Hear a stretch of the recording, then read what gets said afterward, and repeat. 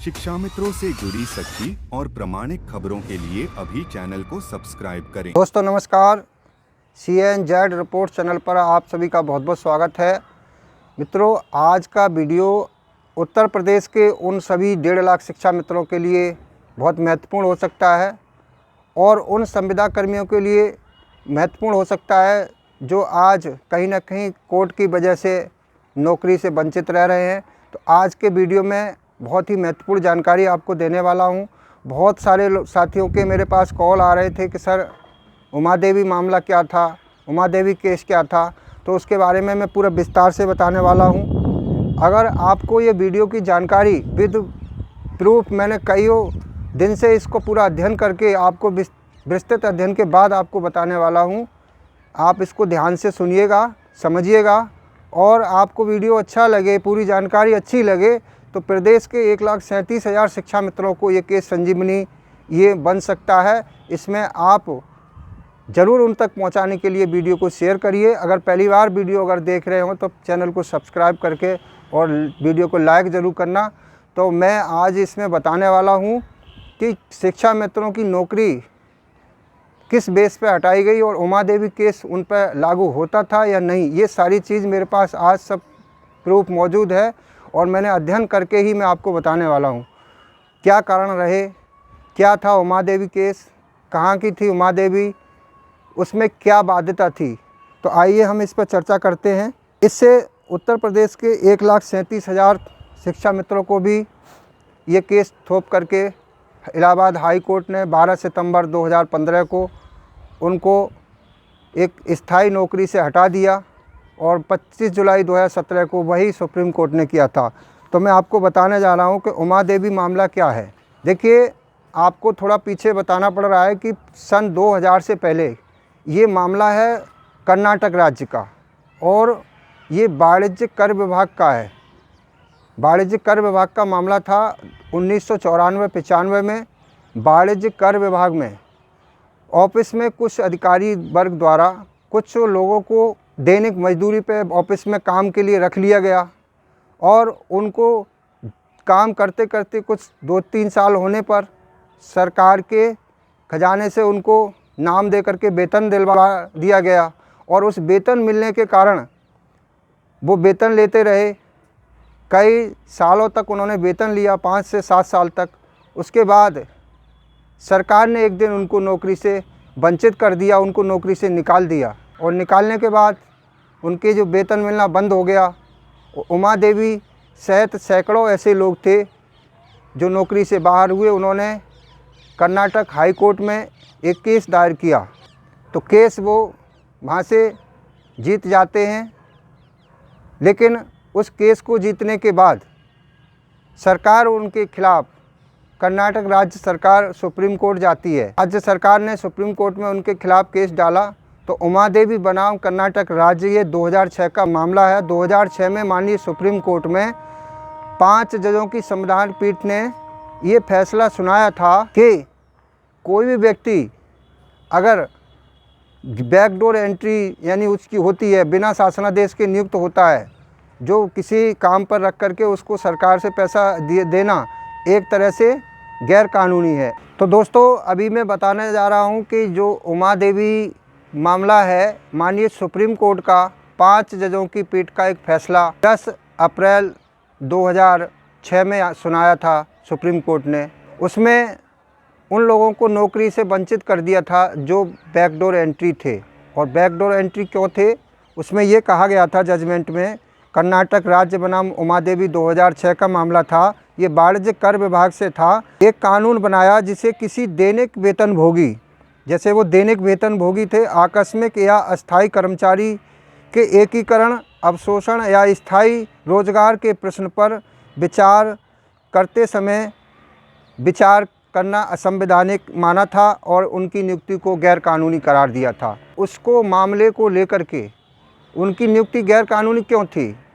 क्योंकि उनका शासन द्वारा, कर्नाटक राज्य द्वारा उनकी नियुक्ति के समय कोई भी ना तो शासनादेश जारी हुआ था, ना उनका कोई विज्ञापन जारी हुआ था। बिना विज्ञापन के उनको किसी के कहने से एक विभाग में वेतन देना ये एक तरह से उनको इसलिए गैर कानूनी बताया था।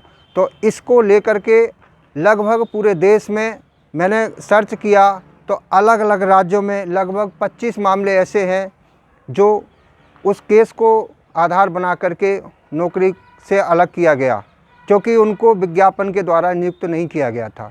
अब ऐसे उत्तर प्रदेश का 1.5 लाख शिक्षा मित्रों का मामला, जिसमें मैं आपको बता दूं कि उत्तर प्रदेश के जो शिक्षा मित्र हैं उनका जन्म 26 मई 1999 में उत्तर प्रदेश सरकार द्वारा विश्व बैंक की योजना के तहत शिक्षा के सार्वभौमिकरण के लिए उत्तर प्रदेश सरकार की कैबिनेट में प्रस्ताव पास होकर के बेसिक सचिव बेसिक शिक्षा द्वारा एक शासनादेश जारी हुआ था, जिसमें राज्यपाल की अनुमति शामिल थी।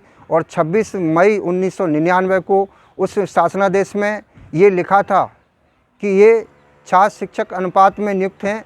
शिक्षा के सार्वभौमिकरण के लिए जो बेसिक स्कूलों में पढ़ाने के लिए शिक्षक नहीं थे, सरकार के पास उस समय पैसा नहीं था, बजट नहीं था, उस बजट की कटौती के लिए और शिक्षा के स्तर को बढ़ाने के लिए उन बेसिक स्कूलों में जो प्रधान अध्यापक सहायक अध्यापक रिटायर हुए थे उनकी भरपाई छात्र शिक्षक अनुपात की पूर्ति करने के लिए उत्तर प्रदेश के शिक्षा मित्रों को नियुक्त किया गया था। और शिक्षा मित्रों की नियुक्ति के बाद एक उत्तर प्रदेश के स्कूलों की दिशा बदल चुकी थी। तो उनके संघर्ष करते करते 2009 से 2009 तक उनका नियुक्ति हुई और 2009 यानी 10 साल पूरे हुए उनका नियुक्ति। 10 साल के बाद उनकी नियुक्ति पर बैन लग गया और 2009 में आईटी एक्ट आया। 23 अगस्त 2010 को आईटी एक्ट लागू हुआ और 23 अगस्त 2010 को आईटी एक्ट लागू होते ही केंद्र का कानून था कि यह तो जो संविदा पे जो लोग लंबे समय से सेवारत काम कर रहे हैं उनको प्रशिक्षित कराया जाए या उनको सेवा से बाहर किया जाए। तो उनको सरकार ने परमिशन लेकर के केंद्र से एनसीटी से परमिशन लेकर के उनको प्रशिक्षण कराया था और प्रशिक्षण करा करके उत्तर प्रदेश की जो सरकार ने उनको टीचर बनाया था। जो स्नातक थे, जो 2 साल का प्रशिक्षण बीटीसी कर चुके थे, उनको प्रशिक्षित करके उनको ट्रेन शिक्षक बना करके उनको समाहित किया। इसको लेकर के कुछ विरोधी उनके खिलाफ हाई कोर्ट इलाहाबाद में रेट ट्रायल किए थे और 2012 में ये रेट उनके खिलाफ पड़ी थी, उनकी ट्रेनिंग के खिलाफ, फिर उनके समायोजन के खिलाफ। और 12 सितंबर 2015 को किस आधार पर उनको उमा देवी केस उन पर थोपा गया उसके बारे में मैं थोड़ा सा बता दूं कि उसमें 4 बिंदु मुख्य थे जिनके कारण से शिक्षा मित्रों की नौकरी को लिया गया। माननीय सीजीआई हाई कोर्ट में उस समय डीवाई चंद्रचूड़ थे, जो आज सुप्रीम कोर्ट के सीजीआई बन के और रिटायर हो चुके हैं। 12 सितंबर 2015 शनिवार का दिन था। उस दिन ये फैसला शिक्षा मित्रों के लिए 1,37,000 परिवारों, उनसे जुड़े 10 लाख लोगों के रोजी रोटी को तबाह करने वाला फैसला, एक ऐतिहासिक फैसला था। आज तक 70 साल के इतिहास में हिंदुस्तान में किसी भी न्यायालय द्वारा इतनी बड़ी संख्या में रोज़गार नहीं लिया गया था। जो न्यायालय हाई कोर्ट ने 1.5 लाख लोगों के उनसे साथ 10 लाख लोग जुड़े थे, उनके परिवार की रोजी रोटी के बारे में भी नहीं सोचा। और एक राजनीति मान लो, काश ये अगर जज साहब ने सही से अध्ययन करके इस फैसले को दिया होता तो शिक्षा मित्र आज 10,000 शिक्षा मित्र इस आदेश से पीड़ित होकर के आज आत्महत्या जैसा कदम उठा चुके हैं। आज 10,000 शिक्षा मित्र घर से बेघर, उनके परिवार अनाथ हो चुके हैं। उनके घर में बच्चों के साथ बड़ा दिक्कत पैदा हो रही है, बहुत बड़ी दिक्कत उनके साथ हो रही है। तो ये मामला क्या था, क्यों हटाया था, उसमें 4 बिंदु थे, उनको मैं बताने वाला हूँ। माननीय हाई कोर्ट इलाहाबाद द्वारा उसमें 4 बिंदु शिक्षा मित्रों के खिलाफ रखे गए। उसमें पहला बिंदु था, उन्होंने 26 मई 1999 का जो मूल शासनादेश था उस शासनादेश को, उसके बजाय सरकार द्वारा एक और अलग से शासनादेश जारी किया गया था 1 जुलाई 2000 को। उसमें उनकी सेवा को सामुदायिक सेवा लिख दिया। क्या एक देश के बेसिक शिक्षा में सुधार करने वाले व्यक्ति को सामुदायिक सेवा सरकार ने लिख दिया था। दूसरा हथियार बनाया था कि ये अयोग्य हैं, अनक्वालिफाइड हैं, इंटर पास बताया। क्योंकि उस समय 1999 में, उससे पहले जो शिक्षक बनने की योग्यता होती थी वो इंटर प्लस बीटीसी हुआ करती थी। तो उस समय जो शिक्षा मित्रों का चयन हुआ था, ग्राम पंचायत को अधिकार थे, ग्राम पंचायत पर एक मेरिट बनाई गई, जो इंटर पास टॉप मेरिट में जो व्यक्ति था, वहाँ का टॉपर था, उसको चयन किया गया था। लेकिन उस समय शिक्षा मित्र MA, BEd, BA बहुत सारी योग्यता उनके पास थी, लेकिन इंटर पास पे रखा गया था, तो वहाँ पे इंटर पास अयोग्य बताया दूसरा बिंदु इसको लेकर के। तीसरा बिंदु था उनकी नियुक्ति को गैर कानूनी बैकडोर एंट्री बताया था।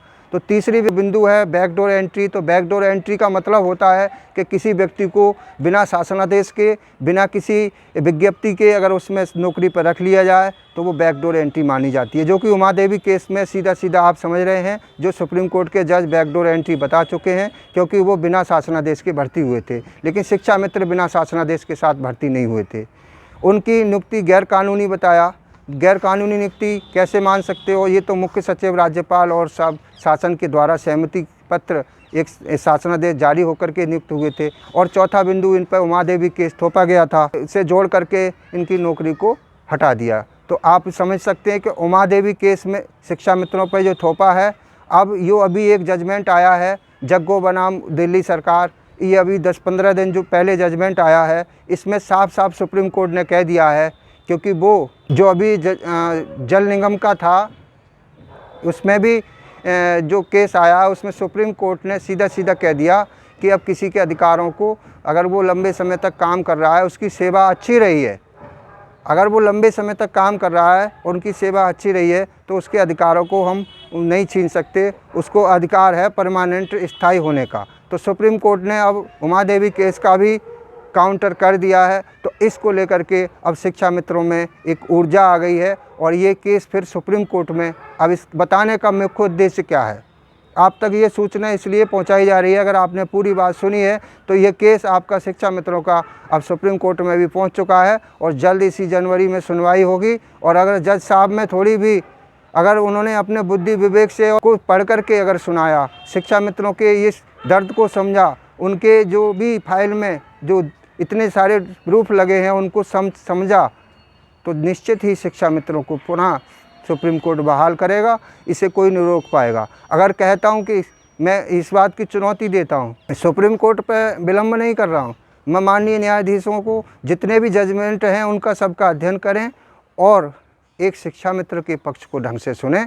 अगर शिक्षा मित्र का पक्ष सुप्रीम कोर्ट सुन ले, उनकी फाइल के एक एक बिंदु को अगर सुप्रीम कोर्ट अध्ययन कर ले, तो उनकी पुनः उसी डेट से बहाली होगी। 25 जुलाई 2017 के जजमेंट को कोई पलटने से नहीं रोक सकता। आजकल के जजमेंट आपने देखा होगा, शिक्षा मित्रों का भी राजनीति से जोड़ दिया गया। हाई कोर्ट के वकील ही कह रहे हैं, आप 1 मिनट का एक क्लिप वीडियो सुन सकते हैं। राम मंदिर का भी जजमेंट ऑनरेबल वर्तमान सीजीआई ने ही लिखवाया है, लेकिन उस जजमेंट को लिखाने वाले वर्तमान सीजीआई डीवाई चंचूड़ साहब ही थे। यहाँ पर शिक्षा मित्र का जब जजमेंट पास हुआ था तो स्पेशल डे शनिवार के दिन ये हाई कोर्ट उसी जजमेंट के लिए खोली गई थी, और 10 बजे कोर्ट बैठी थी। सिर्फ ओपन कोर्ट में पूरा उन्होंने 2 बजे तक जजमेंट डिक्टेट किया था, और सारे शिक्षा मित्रों की जो नियुक्ति सपा गवर्नमेंट ने की थी उसको निरस्त किया था, जो कि न्याय हित में नहीं था। अपनी पावर का इस्तेमाल करते हुए जो है आप जो ई फाइलिंग की व्यवस्था किए हैं, ये इससे क्या होगा, इन वकीलों का क्या होगा? ये जो वकील बन के आ रहे हैं ये क्या करेंगे? इनके बारे में आपने सोचा? ये हाई कोर्ट क्यों बनी हुई है? क्यों आप ये बार काउंसिल खोले हुए हैं? बंद करा दीजिए बार काउंसिल। तमाम सुप्रीम कोर्ट के पूर्व रिटायर्ड जज, सुप्रीम कोर्ट के रिटायर्ड जज ये स्वीकार कर चुके हैं कि शिक्षा से नहीं बल्कि किसी भी क्षेत्र में जो जज होते हैं उन पर राजनीतिक दबाव बनाए जाते हैं, राजनीतिक दबाव में फैसला दिए जाते हैं। तो आज का अगर संविधान अगर जिंदा है तो मैं निवेदन करूंगा जितने भी जज महोदय इस वीडियो को सुने, और जो भी कानून के ज्ञाता वकील जो भी इस वीडियो को सुने, उनको न्यायाधीशों को सभी को मंथन करना चाहिए कि आज न्यायपालिका पर भी सवाल खड़े होने लगे हैं। निष्पक्ष न्याय नहीं मिलता, गरीब को न्याय नहीं मिलता। अगर अमीर की सुनवाई 24 घंटे के अंदर डेट लग के हो जाती है, और एक गरीब शिक्षा मित्र 8-9 साल से भटक रहा है कोर्ट में, उसके 1 मिनट में सुनवाई, या तो केस खारिज कर दिया जाता है या पूरी बात नहीं सुनी जाती। तो मैं एक बार सुप्रीम कोर्ट में बैठे जजों तक ये बात पहुंचा देना मेरी और सभी से निवेदन है कि अगर आपको वीडियो अच्छा लगा तो लाइक करना और शेयर करना, और उन जजों तक ज़रूर पहुंचा देना